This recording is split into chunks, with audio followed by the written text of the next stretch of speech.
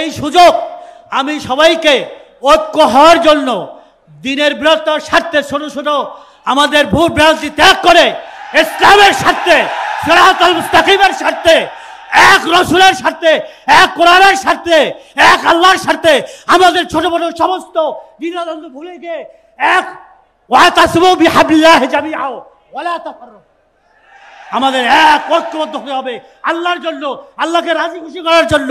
আমাদের ভিতরে সমস্ত অহংকার, আমি বড় আমি ছোট, সবাই সমান। তাকওয়া ইন্না আকরামাকুম ইনদাল্লাহি আতকাকুম, আমাদের তাকওয়া অর্জন করতে হবে, আল্লাহকে ভয় পাইতে হবে, কবরে যাইতে হবে, জব যেতে হবে। এই জন্য এই জাতি, এই উম্মত যদি আজকাল বিভক্ত হয় তাহলে আমাদের সব শেষ হয়ে যাবে। আমরা এখনো যদি বিভক্ত থাকি তাহলে শেষ হয়ে যাবে। রাসূলুল্লাহ সাল্লাল্লাহু আলাইহি ওয়াসাল্লাম হিকমতের সহিত তিনি মানুষকে দাওয়াত দিয়েছেন, কাউলান লাইয়িন, মধুর ভাষা দিয়ে, তিনি সুন্দর ব্যবহার দিয়ে মানুষকে দাওয়াত দিয়েছেন। পৃথিবীর মানুষ আস্তে আস্তে এখন প্রায় 200 কোটি মানুষ ইসলামের তাওহীদের পতাকা তলে আসছে, কি ঠিক কিনা? আমরা দ্বিতীয় বৃহত্তম মুসলিম দেশ বাংলাদেশে ইসলামী শাসন হুকুমত কায়েম করতে পারবো কি পারবো না বলে? আমাদের ঐক্যবদ্ধ হতে হবে কি হবে না?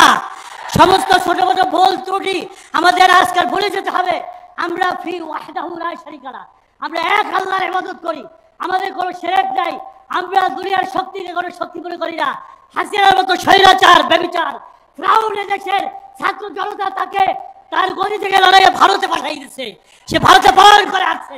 আজকাল আমাদেরকে এক ওয়াহদাহু লা শারীকা লাহু, এক কোরআন, এক আল্লাহ, এক রাসূলের পিছনে ঐক্য হয়ে আমাদেরকে দেখাই দিতে হবে না বাংলাদেশের মুসলমান এক ইসলামী শরিয়ার ব্যাপারে, ইসলামী হুকুমতের ব্যাপারে, ইসলামী আন্দোলনের ব্যাপারে তাদের মধ্যে কোনো দ্বিধাদ্বন্দ্ব নাই।